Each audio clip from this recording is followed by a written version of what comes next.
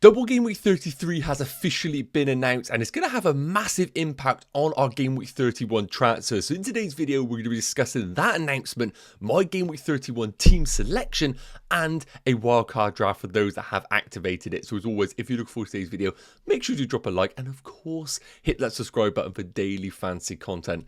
Enough waffling, let's get into today's video. So we've all been patiently waiting for a double Game Week 33 announcement. It was part of the reason why some managers were holding off on the wildcard until Game Week 31, and now it has officially been announced. The good thing for those that have wildcard in Game Week 30 is that basically everything that was predicted has come to fruition. So there are no surprises here. Game Week 33 is going to be a double for 4 teams: Arsenal, Aston Villa, Crystal Palace and Man City. And based on the fixtures alone, I think Arsenal's double is good away against Ipswich and at home against Crystal Palace. You're definitely going to want triple Arsenal over that period. And I do think Man City's double is also good away against Everton and at home against Aston Villa. Either side of that, with Villa and Palaces, I do think they are quite difficult, but you're still going to want at least a double up or a triple up on those respective teams. So make sure you know double Game Week 33 is in the back of your mind when you are making transfers. However, you really do need to have a consideration for blank Game Week 34. So I can't sit here right now and say to you, you've got to pile in on these 4 teams, because blank Game Week 34 is then going to become a real problem for you. So Arsenal, Villa, Palace and Man City will then not feature in the following game week. And of course, if you stacked up on these teams, you're not going to have a starting 11 for Game Week 34. And there are a few ways that you can get around this. Firstly, if you've got a free hit available, then it's become a no-brainer. You play your free hit in Game Week 34 and you navigate that game week. Then you don't have to worry about piling up on these teams. Another thing you could do is postpone the wildcard until Game Week 34, pile in on these Arsenal, Villa, Palace and City players and then wildcard out of it. Or you've got to try and buy players that are going to balance you out through both the double and the blank game week. Again, we'll touch on some of those teams in a minute. We'll bring up the fixtures, but you need to note that the double 33 has to be attacked for your teams. Now, taking a look at the actual general fixtures, because of course we need to consider the games before those doubles. Importantly, Game Week 32 is also a double game week for Crystal Palace. So even though if you're in a position where you think to yourself, oh, Palace look quite poor in Game Week 30, I don't think you can resist the triple up regardless. Brighton at home, double in 32, double in 33. You've got to get triple Palace, whatever you think about them. The issue, of course, for Palace, for the likes of those that are in the FA Cup still, is that it could impact Game Week 33's second part of the game week in preparation. So I personally think Game Week 33 is going to be a bit of a car crash. It's coming off the back of Champions League football for the likes of Arsenal, and the second half is coming just before an FA Cup semi-final. I can see a lot of rotation or fatigue, but it doesn't mean you should be piling up on those teams. Now, in terms of Game Week 31 priorities, I think Newcastle have to be top of the pile just because they got Leicester and then the double in 32, and they play in blank Game Week 34 if you need to navigate that game week.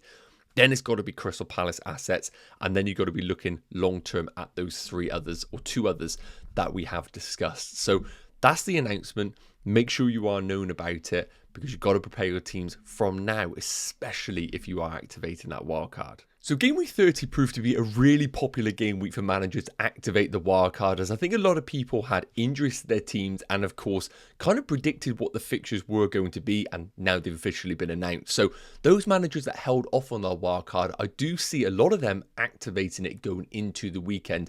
And I thought it'd be really good to actually put up a Game Week 31 wildcard draft, just see what it would look like. Maybe the differences off the back of Game Week 30 and where maybe there are some opportunities that lie that maybe didn't in Game Week 30. So first up in between the sticks, again, it completely depends on your strategy. Some managers are looking to bench boost in 32, 33, some don't have any other chips. I've gone for the combination of Raya and Martinez. Now, I don't love spending a lot on goalkeepers at all, but with the players and teams that we're targeting right now, we got no Erling Haaland right now in the game.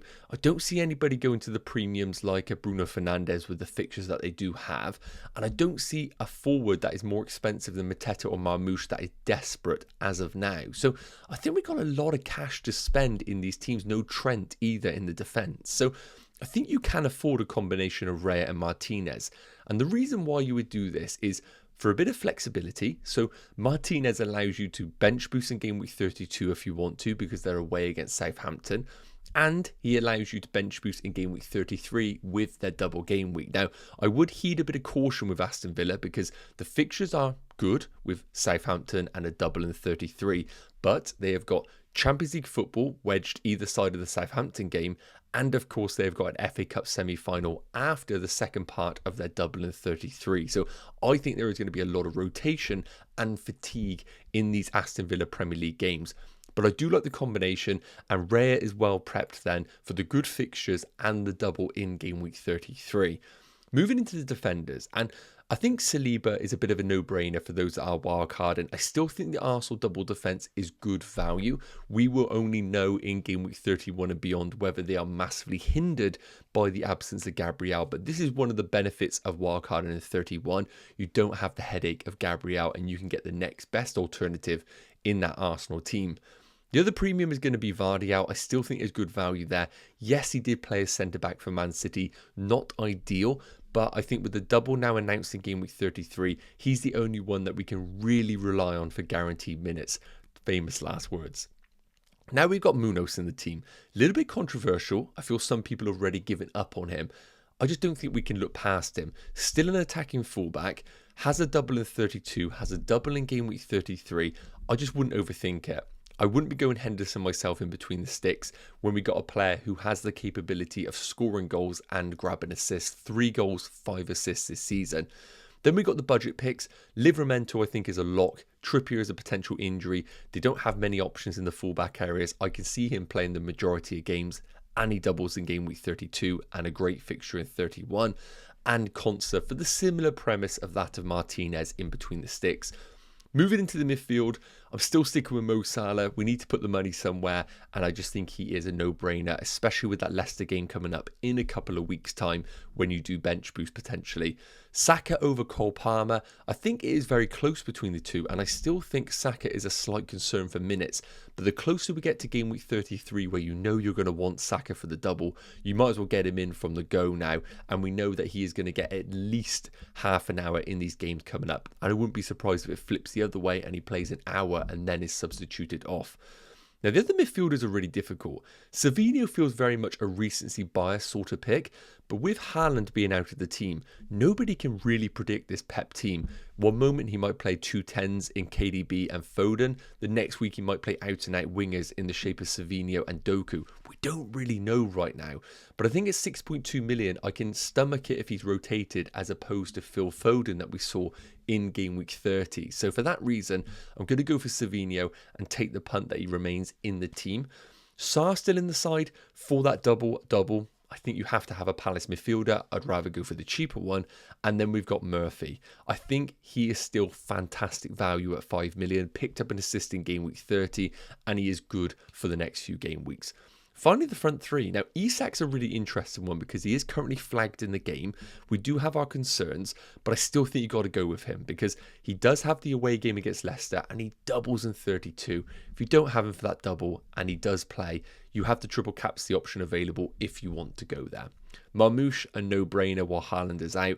And Mateta, I see a lot of people giving up on him. I get it. However, it's still a double-double, the same argument for Munoz. And even though Mateta come off early, I still expect him to be the main man in this Palace team going forward. And I still think he is the forward to own. So that's the game week 31 wildcard draft. There are a few changes that could be made, but I feel like a lot of these players are pretty locked in. Let me know your thoughts in the comments. So moving into my game week 31 team selection, and it's worth noting I've got 0.7 million in the bank, 1 free transfer available. And of course, I wildcarded in game week 30. So always after a wildcard, I like to think my team can roll a transfer, as you want to try and keep those in the bank now, especially with the opportunity to roll them up to 5 times. I do want to try and store some away. So I need to take a look at my team and ask myself, is there any players that need to be taken out? And of course, we got the flags on Gabriel and Alexander Isak. Now, of course, the goalkeepers, when you do wildcard, cause you some headaches. And I've got exactly that this week. Raya away against Everton. and we got Martinez at home against Nottingham Forest. Now, I feel like we always default on the Arsenal goalkeeper, but I would be lying if I said to you I'm 100% locked in on Raya. I do think Martinez at home against a Forest team that might not have Chris Wood is actually decent value as well. Right now, I'm leaning towards Raya because I don't have any Arsenal exposure with the Gabriel injury, but I do feel like if I had Gabriel in this team, I would have gone for Gabriel and Martinez and bench Raya. I think I might keep Raya for now. In terms of the back three, I think it picks itself. We got Munoz at home against Brighton. I'm still back in Munoz. Vardiel away against Man United and Livramento away against Leicester. Now, of course, we do have Gabriel in the team who has been ruled out for the season for those that didn't see the news. However, because I've wildcarded and my squad is really strong, I don't feel that forced to bring in an alternative for Gabriel. I do feel like if I was to go for someone like a Saliba, which we discussed in my transfer plans video, it's just going to cause more of a headache for my team. I'm more than happy having this back three, and I've even got Concert on the bench at home against Forest. I don't think I need a defensive transfer this week, and I think I can sell Gabriel in a future game week when I choose to bench boost in a particular game week. So Concert could come in for Vardy out if I do get a little bit of cold feet on the City prospects of a clean sheet. But as of right now, I feel like the goalkeeper in defence is going to land something like this. So moving into my Game Week 31 midfielders, and again, I have a bit of a benching dilemma to be had. So the four we currently got is Jacob Murphy away against Leicester. I mean, this one just has to be locked in. At one point, I had him on my bench, and I was asking myself, why have I got Jacob Murphy in my team if I'm not playing him away against Leicester? I'd be kicking myself if he was to score in this game, and I'd be saying to myself, why have I not played him against one of the worst teams in the league? So Murphy is definitely locked into this team alongside Cole Palmer and Mo Salah. However, I'm not expecting much from Mo Salah in that Fulham game. I think that's going to be a really difficult game. I think the fullback in Robinson is a tough cookie for Salah to be up against. And it does put me off slight captaincy, but we will talk about captaincy in a bit. Cole Palmer against the Brentford team, I'm going to be honest, I think Brentford have had Chelsea's number over the last few years. So those that have kept the likes of Mbeumo and Wissa, I think you've got returns coming in this game week. The big one is going to be Sarr versus Savinho. Now, I've currently gone for Sarr. I just feel like the fixture is better. I think Man United have weirdly had okay games against City over the past. And Savinho, I don't know whether he is definitely going to start or not. And I feel content benching him as opposed to Sarr at the time of recording. I feel like Sarr at home against Brighton is a good enough fixture to keep him in. And I do hope Crystal Palace have a bit of reaction after that poor game against Southampton. So I still think there is a possibility that Savinho comes in for Sarr, but as of right now, I'm pretty content on this four. However, I'm not bullish on the returns for some reason. I feel like Palmer and Salah might not deliver this game week, but let me know in the comments if you think they will. Moving into my Game Week 31 forwards, and alongside Gabriel's flag, of course, we have got Alexander Isak's flag. Now, I didn't really talk about this one, but Eddie Howe came out after the game and stated that they took Isak off because he had a slight groin issue. We don't really know the extent of it. He looked fine in the game, but of course, with him being historically a bit injury prone and Callum Wilson now available, we might see Isak rested in this Leicester game in preparation for their double coming up. That might happen. I would not rely on Eddie Howe for any sort of news between now and the deadline, and that is going to cause some problems for us managers. For me, it's a no-brainer. We start him. We know that we've got the bench to accommodate if Isak doesn't play at all. So Isak is obviously starting. Marmoush away against Man United is a no-brainer. He is going to be in. And we got Mateta at home against Brighton. I mean, I don't really have to talk too much about the forwards. I think they pick themselves. There's no way any of these bench players come in as opposed to him. And really, the only one I am worried about for minutes is going to be Alexander Isak.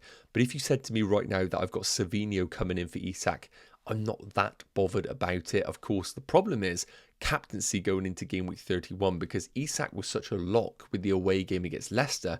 So let's take a look at what we are actually planning. But the team is going to roll the transfer and give myself some flexibility for future game weeks. So Game Week 31 captaincy does really feel like it might be one of those weeks where we all might just end up defaulting on the same captaincy. So as of right now, I have got the captain on Alexander Isak. And let me explain my logic.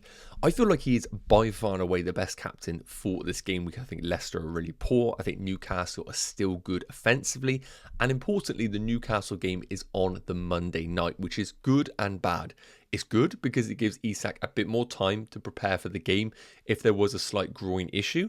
The bad thing is there is no world we're going to get any sort of news about Isak going into the Monday night game, with the deadline being Saturday morning. So you kind of have to hope for the best. So the reason why I've currently got the captaincy on Isak is because I personally believe that if Isak doesn't start the game, he won't be coming off the bench.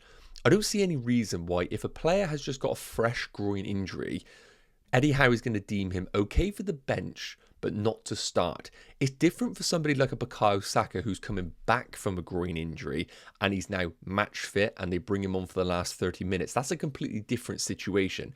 It isn't like Isak needs to build up match fitness. So I feel like the captaincy on Isak is the wise move, because he either starts and fantastic, you've got 60, 65 minutes of Isak away against Leicester, maybe the 90 if he is fully fit. Worst case scenario, he doesn't feature for Newcastle, and then the vice captaincy lands, which turns to the captain, on Mo Salah, who I do feel like is just naturally going to be the default captain. Yes, of course, Isak could come off the bench, and this is where your own sort of narrative plays its part, but I will be astonished if Eddie Howe takes him to the Leicester game, benches him, and then brings him on for the last 20 minutes. I personally just don't see that happening. Now, in terms of Mo Salah, because this is going to be the natural default most weeks, but with the blank in game week 30 and for one, not playing too well, I do feel like some managers might be seeking an alternative option. The problem is, someone like a Cole Palmer just still isn't instilling confidence for us to really go there. Palace's result against Southampton's probably put cold feet on people. Murphy is a bit of a rogue pick. No defenders stand out, and Marmoush, while he was great in game week 30, I don't feel that confident about it in game week 31. So I feel like you get the best of both worlds here. You have the chance of having Isak captain, which is clearly the best, and if he doesn't feature, you have the backup of Mo Salah being your captain for that Fulham away game, which I don't think the ceiling's that high. Let me know your captain in the comments. I'll be really interested to know. Yes, guys, okay, that is going to wrap up today's Game Week 31 team selection video. As you can see, I'm pretty much locked in with my team. I am going to roll the transfer. Captaincy is the only thing really up for debate. Now, of course, if any news does come out in the press conferences, I will update you on tomorrow's deadline live stream. So make sure if you haven't already, you are dropping a subscribe to the channel, and of course liking this video if you did enjoy it. Any questions, drop them in the comment section. I'll be sure to get to them. Take care, and I'll see you tomorrow. Cheers.